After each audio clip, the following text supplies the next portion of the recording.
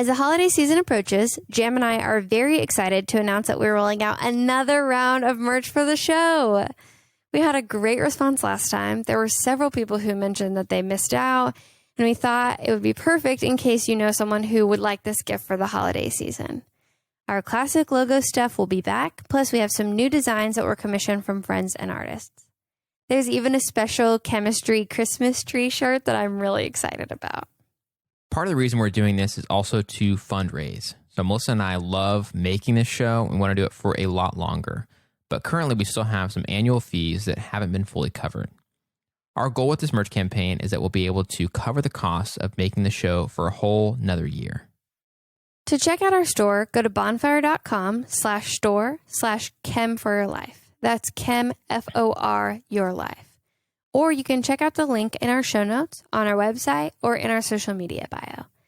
The last day to buy anything from our store is November 30th. We're doing our best to make sure everyone gets their stuff by the upcoming holidays. So go check it out and help us share chemistry with even more people. And now, on to the show.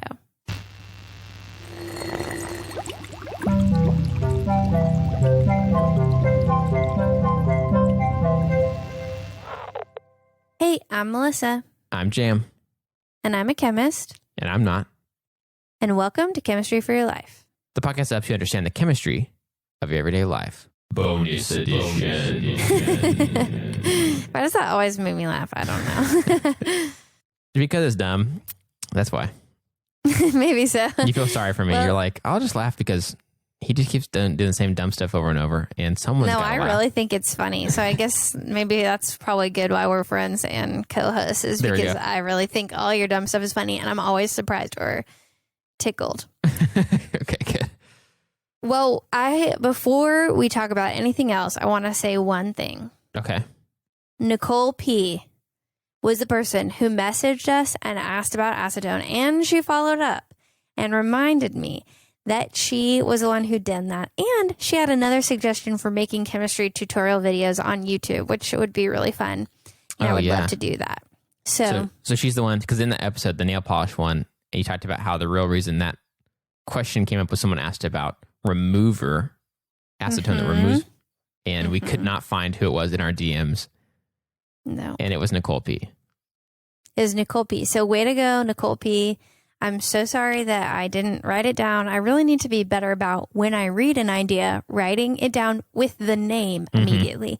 So that's some area I can grow in. So thanks for being patient and thanks for that question because it was a really good one. And a lot of people have told me they're excited about that episode. So good job. That is awesome. So I wanted to say that. I wanted to say her name and thank her for that idea before we moved on to talking about the next thing that I'm really excited about, which is our new merch. Oh, yeah. So our merch is out, has been out for basically a full 2 weeks on our little merch store. And it's merch time, guys. And you have 1 week left. So a lot of you are maybe celebrating Thanksgiving and then it'll be holiday season. So there's just a few days after Thanksgiving for you to get your merch, which we want you to have it in time for the holidays. We're hoping that by ending the campaign before December, things will ship out in a timely fashion to get to you by your holidays. And I think maybe the last time around, people didn't necessarily understand that we have to do these in batches. And so that's why there's like limited dates and stuff like that. And so we have to select batch lengths, how long, and we actually picked the longest we could on this. And so it's not really just a random day that we pick. We have to kind of do the merch in batches. And so if we could have it go longer and people not miss it, we probably would. But we also want to make sure that people can get it in time for whatever holiday they might be celebrating, and they don't have to wait forever to get it. So. And I'm really excited about this batch because we collaborated with 2 friends of ours who listen to the show, both of them very consistently. And they are both artists and they came up with these beautiful designs. So one is our friend Joey. Yep. He made the faces mug. We call it the chem heads. Chem heads, yep. And he just did that for fun, just randomly a few months back. And we were both so excited about it that we decided that was going to be on our next merch run. Totally. Yeah, I think during our previous merch run, he was like, hey, I did this. And it was like just these doodles of our heads. And it was just so perfect. It was, I don't know, like I wouldn't have thought of us as having like iconic heads that would be obvious that it's us whenever you saw it, like the outline. But the way he did it, it just to me was so obvious. Like, oh, clearly that's us. Like clearly that's Melissa, and that's her hair, and those are her goggles, and that's me. So those are my glasses. Like it just kind of seemed so much cooler than I would have imagined it to be. Yeah, that was so perfect. And the other thing that we have is a chemistry Christmas tree sweatshirt. Mm-hmm.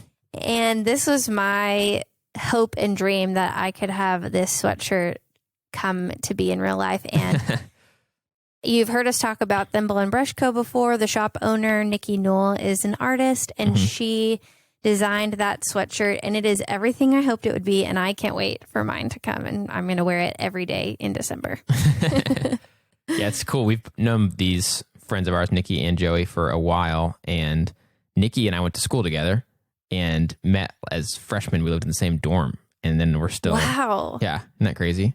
And That's crazy. In the same like residence hall building, and so just kind of cool to get to keep up with people like that who are skilled at what they do. And then Joey and I lived together for 2 years, and so we've all there's a lot of talented people that Melissa and I have the privilege of knowing, and it's cool to get to work with them on stuff like this.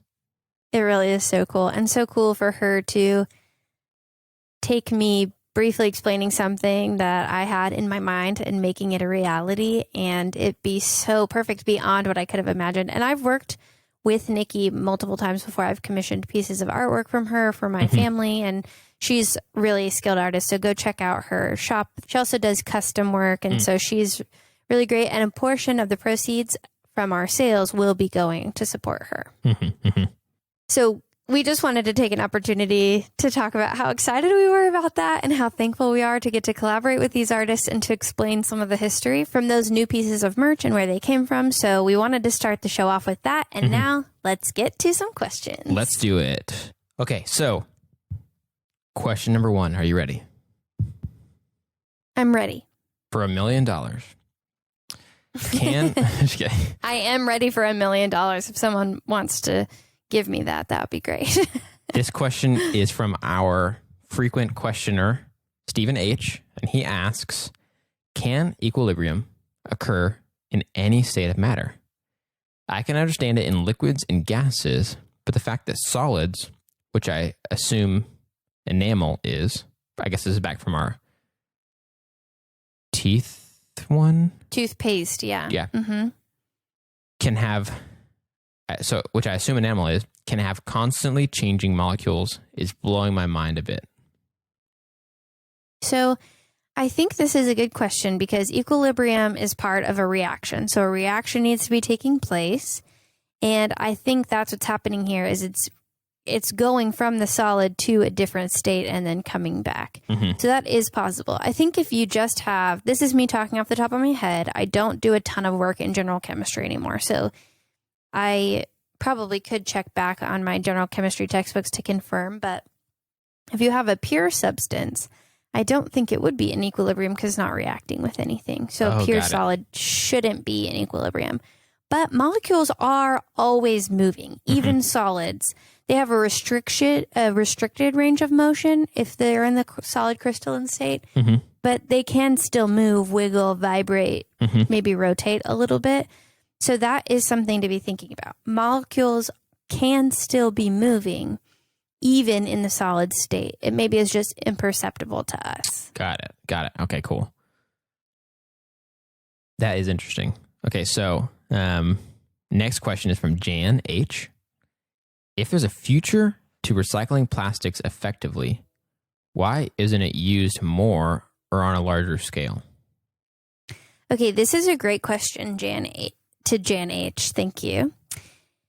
I think that this problem is due to a lot of things. I think it's primarily money. So there's not a lot of incentive for people to change because it's cheap to make plastics and it's easy and it's convenient. So socially, it's easier. You know, if you're a person buying something and, you know, you can buy this and throw it away, that's easier. But also, it's more expensive to buy things that are going to be recyclable, or, we say virgin plastics that have never been used and recycled before are cheaper to make. Mm-hmm. So I think the primary thing is economic incentive. There's not a lot of it, but I think this question was answered really well in a quote from Chemistry and Engineering News magazine. And we referenced this quote in one of our plastic episodes. So I just took this directly from that magazine. And it says, "The world's mounting plastic trash crisis is hard to solve because it has many dimensions, social, technical, and economic. But because chemistry brought the problem into the world, it doesn't seem unreasonable to look to chemistry for a solution." And that is what I think is a great summation, is it's hard to solve. There's a lot of things. We have to get people to care. We have to get the technology in place. We have to have the finances to make it reasonable.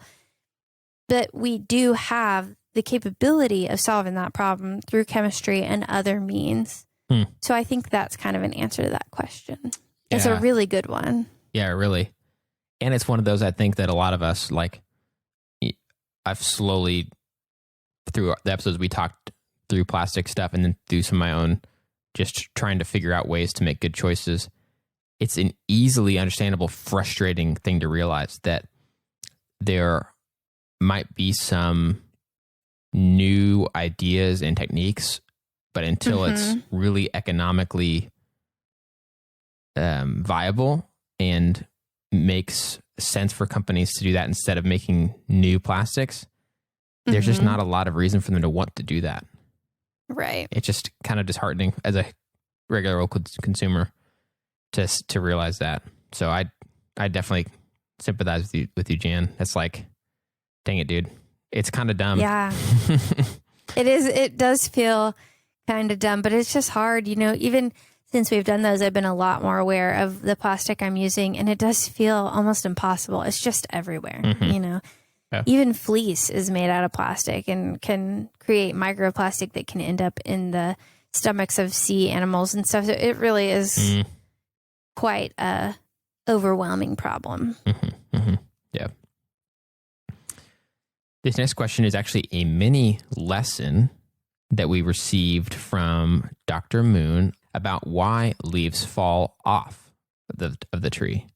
So Melissa, could you share that with us? Yes. So I had said, I'm not sure why photosynthesis changes or why the tree decides or when the tree decides to drop leaves off. And Dr. Moon, who I can't remember exactly, but has a degree in a PhD in a field of biology and who now works on homeschool material, so kindly sent us an excerpt from an ebook that I think she created. So I'm going to read directly from that book. I'm going to skip over a few parts, but these are direct quotes from the book.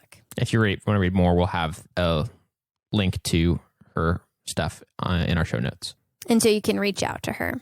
When temperatures are too cold, the rate of photosynthesis is low because the enzymes don't work efficiently. Just like, this is my addition, just like all the reactions that we talked about.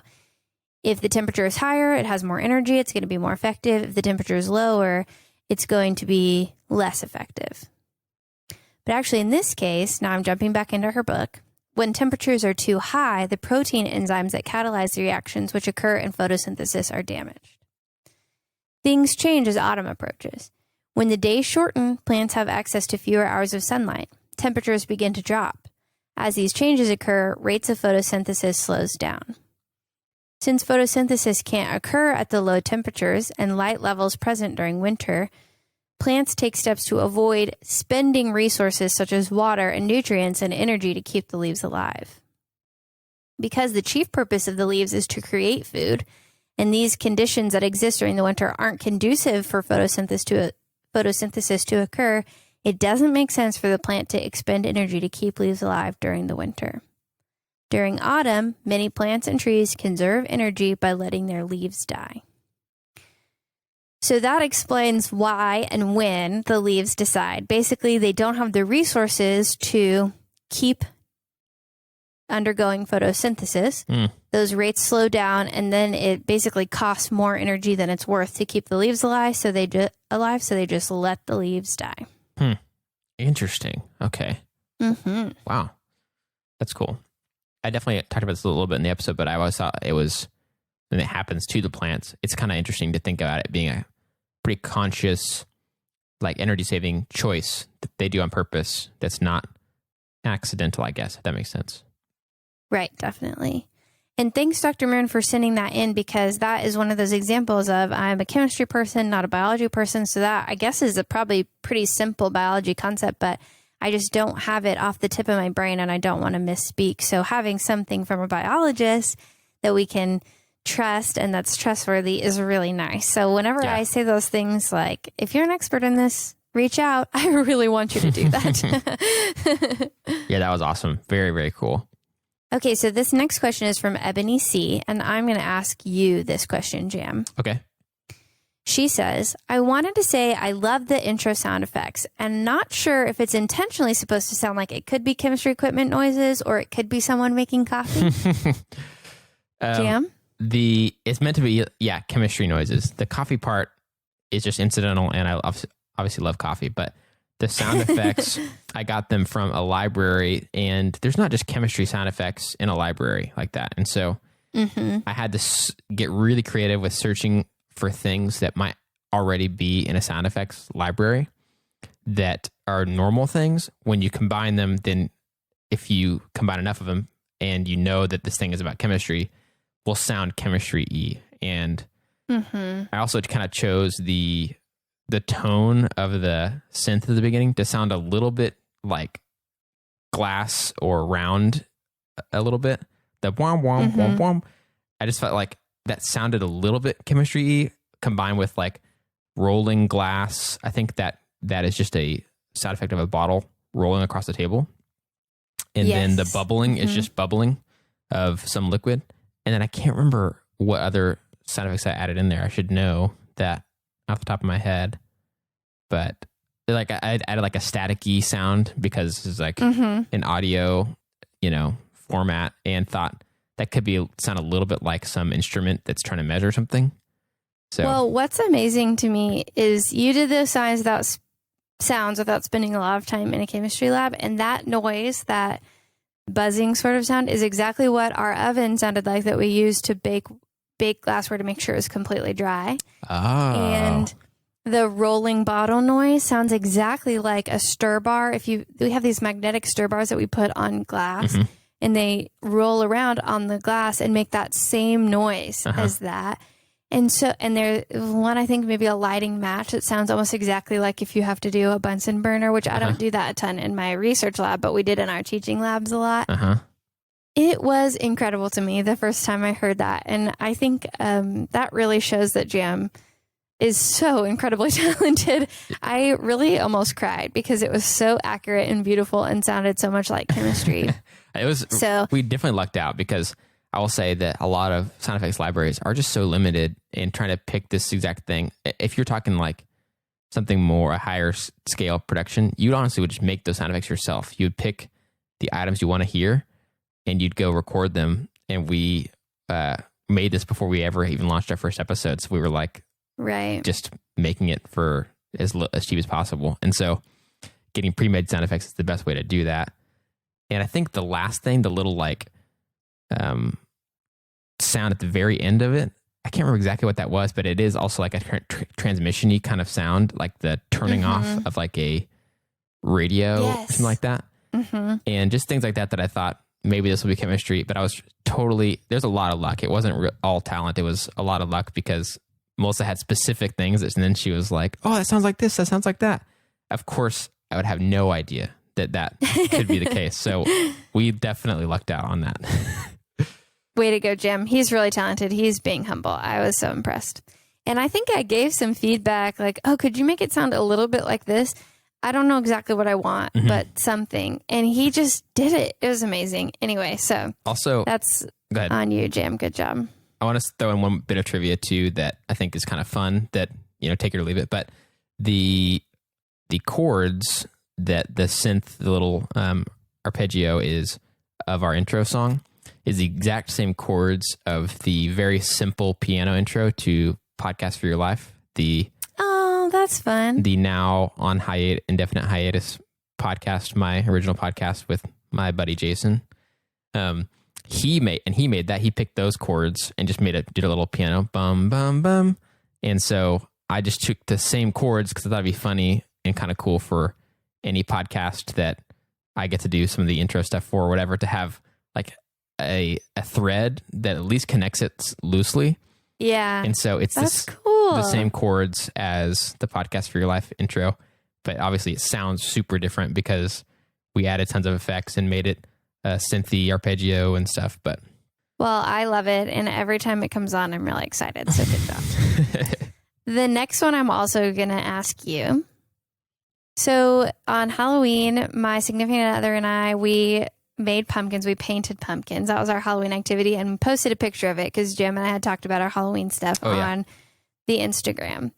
And our friend Carol, she also has a podcast, Carol, the English coach. We met her through podcasting friends, and she reached out and asked if my boyfriend's pumpkin was Appa from the show. Oh, yeah. Avatar, The Last Airbender. Which he did paint that, and I am amazed that he is that skilled because I just really basically painted eyes. Yeah, I painted eyes and a mouth and made it a ghost, and he killed it. So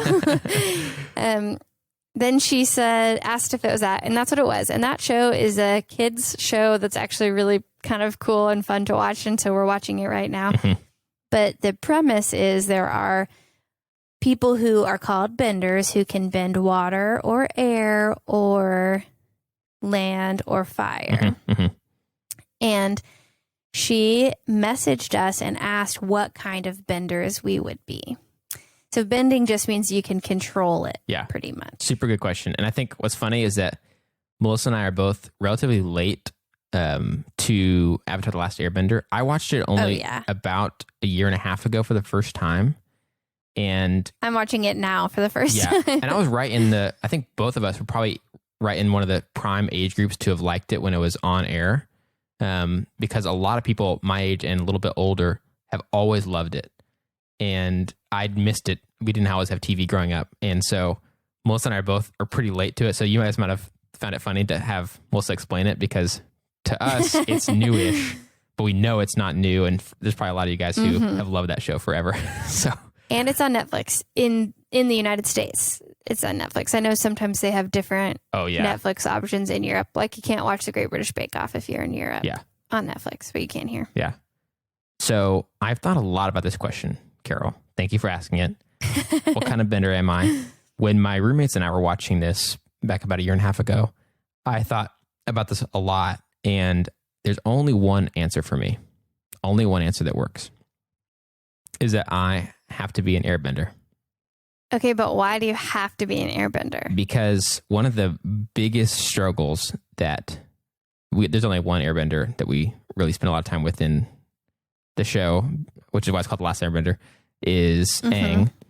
And he struggles a lot with being a peaceful, they don't say the word, but basically he's a pacifist.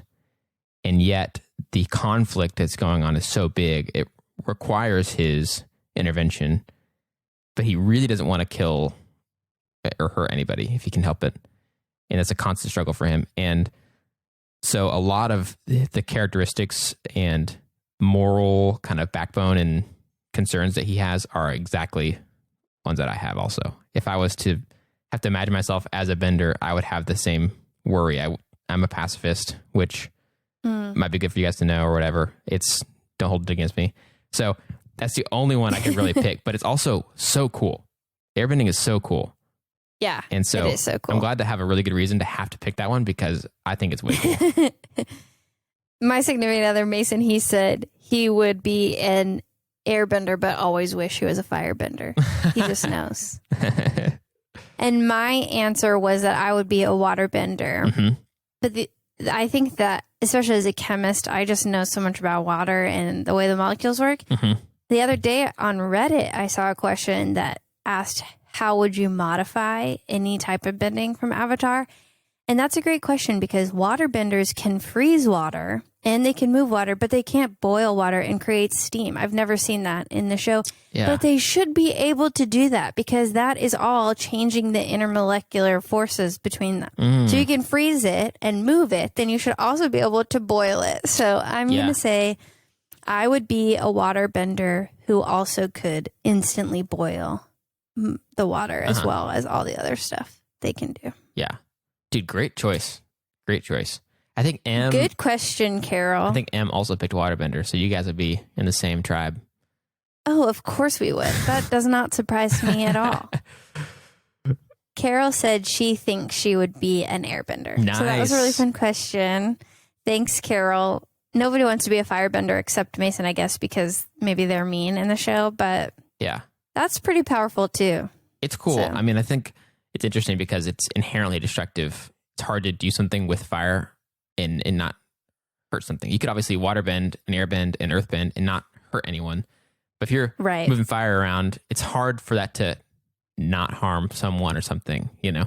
Yeah, yeah. Unless you're just using it to heat up food or something. That's true, actually. It'd be good to have a buddy who's a firebender who could cook the food, you know? Mm-hmm. Okay, and the very last thing I want to say, it's not really a question, so I'm just going to read. We got a message on Instagram from a listener from Lithuania, and I asked her to pronounce her name for me because it's not in English, so she sent me a voice message, and I think I can say it. Her name is Urta. So we received this message from Urta in Lithuania, and she sent me that voice memo to pronounce her name, and she pronounced it so beautifully. So I know I'm not doing it justice, but I just wanted to give her a shout out because it's really fun to hear from people far away. And then also she said that the episode where we mentioned disulfide bonds in hair helped her answer a question a teacher asked in class once, which I thought was really fun. And she said she listened to it while working in the garden, skating. I wonder if she was ice skating or roller skating. That's fun because I skate too. And so that was just really fun. So I just wanted to give her a shout out and tell her thanks for reaching out and for sharing that story. It made me really excited. Yeah, that is awesome. Very cool. And thanks for helping us learn how to pronounce your name correctly. Yes, thank you so much. So thank you guys so much for sending in those questions. We love it so much. We love hearing from you guys and hearing about people being excited about and wondering about and being curious about chemistry is really what keeps us going and being excited about the show. So thank you so much. Yes, thanks, guys. We love getting to do these. And so thanks for sending your questions in. And don't forget to check out our merch by November 30th is the last day to place an order. And if you want a cute Christmas tree, chemistry sweatshirt, we can wear them and match. Thanks, guys. This episode of Chemistry for Your Life was created by Melissa Collini and Jam Robinson. We'd like to give a special thanks to E. Robinson, who reviewed this episode.